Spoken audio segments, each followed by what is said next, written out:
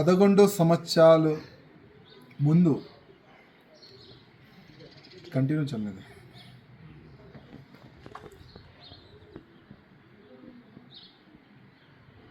11 years ముందు నేను Bharatiya Janata party ఒక కార్యకర్తగా నేను భారతీయ జనతా పార్టీలో చేరినాను. భారతీయ జనతా పార్టీ అధికారులు నాపైన విశ్వాసం పెట్టుకొని గోషామేల్ నియోజకవర్గం నుంచి నాకు మూడోసారి టికెట్ ఇచ్చినారు. మూడోసారి గోషామేల్ ప్రజల ఆశీర్వాదం దొరికిన తర్వాత నేను మూడోసారి ఎమ్మెల్యే అయినాను.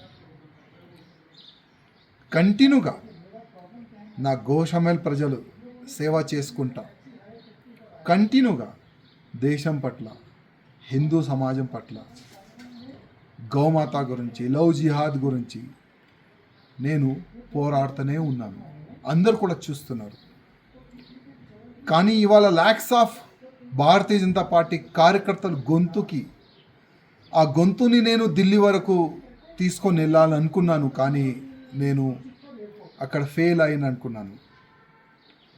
ఎందుకో భారతీయ జనతా పార్టీ అధికారులు నేను రిజైన్ దేని గురించి ఇచ్చినాను, దీని వెనుక రీజన్ ఏముంది, దానికి వాళ్ళు పరిశీలించలే అనుకుంటున్నాను, చూడలేదు. ఇవాళ మా రాష్ట్రీయ అధ్యక్ష వారు నా రిజైన్ని వాళ్ళు యాక్సెప్ట్ చేసినారు. నాకు ఒక మీడియా మిత్రులు నాకు వాట్సాప్ పరంగా నాకు పంపించినారు, అది నాకు దొరికింది.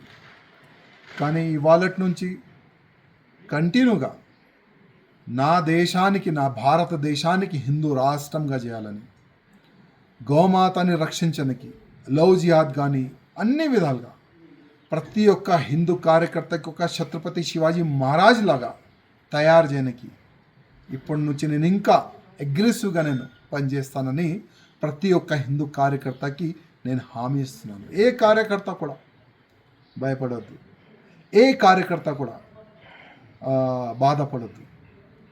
ఒక్కప్పుడు మనం ఏం లేకపోతే కూడా దేశ ద్రోహులతోని ఫైట్ చేసినాం.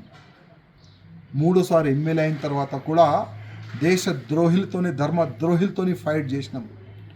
ముందు కూడా అదే చేద్దాం. మీ అందరి ఆశీర్వాదం, మీ అందరు సహకారం నాకు ఉన్నది. గతంలో కూడా ఉండే, ఇప్పుడు కూడా ఉన్నది. ఏం టెన్షన్ ఏ బీజేపీ కార్యకర్త కానీ, నా హిందూ కార్యకర్తలు కానీ కొద్ది కూడా టెన్షన్ ఎవరు కూడా తీసుకోవద్దని నా ప్రతి ఒక్క కార్యకర్తకి నేను హృదయపూర్వకంగా ఒక సందేశం ఇవ్వాలనుకుంటున్నాను. ప్రతి ఒక్క బీజేపీ కార్యకర్త, గోషామేల్లో ఉన్న కార్యకర్తలకి నా హృదయపూర్వక ధన్యవాదాలు.